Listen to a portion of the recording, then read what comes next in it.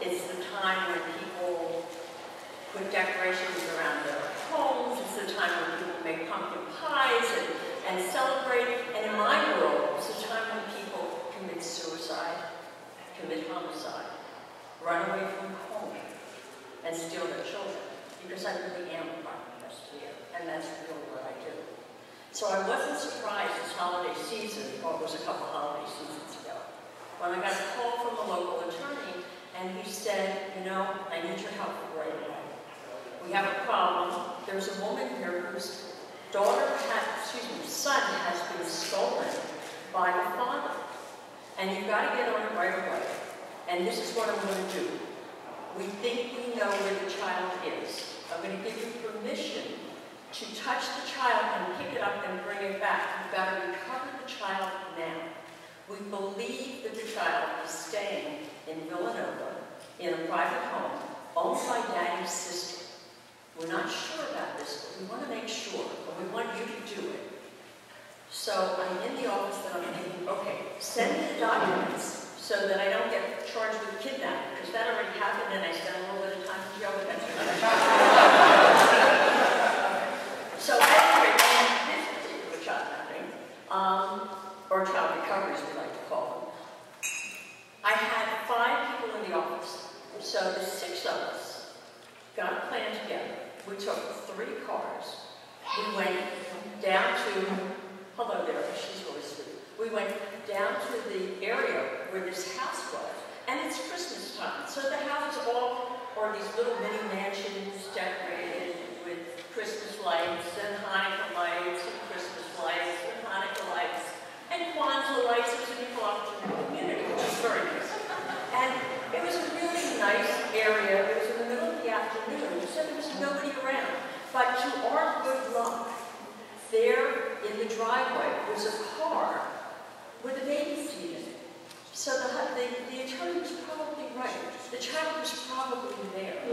Now, I had armed 3 of the girls with clipboards and a survey, a post-election survey, so that they could ask questions and knock on the door and stay in sight of me, because I was going to be going into that house. And I wanted them to be around, and I wanted, if somebody was in the house, I wanted them to look out and see that there were other women in the neighborhood, so that I wouldn't be a threat.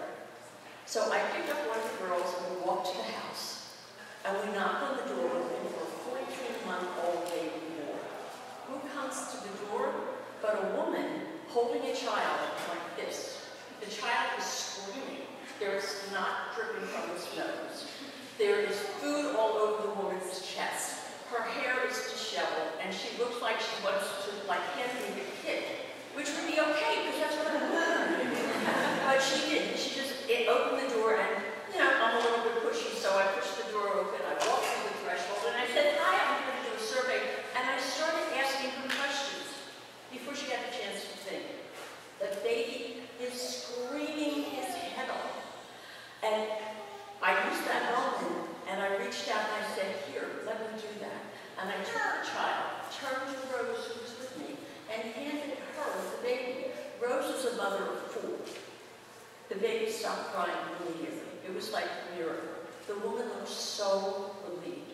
So I took her by the arm and walked her into the kitchen and said, sit down, we'll do the survey. Rose will watch the child.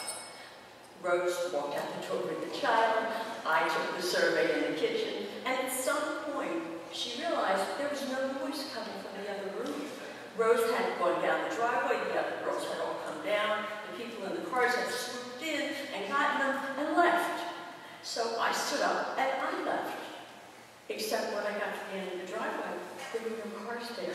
And I was in the middle of suburbia, and my entire team had forgotten me. Yeah, it wasn't so nice. Yeah. I took it out. I feel very bad.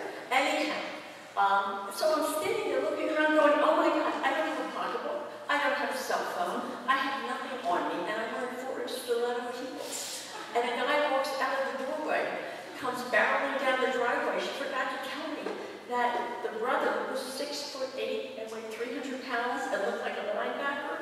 And I looked at him and I went, oh, I am indeed doomed. Okay, too many children. So I turned to him and I said, hey guy, touch me, I'll sue you for 10 years, salary, it's okay, the attorneys have got a baby and everything is fine. And I walked off in my stiletto heels thinking, well, little Jake is home for the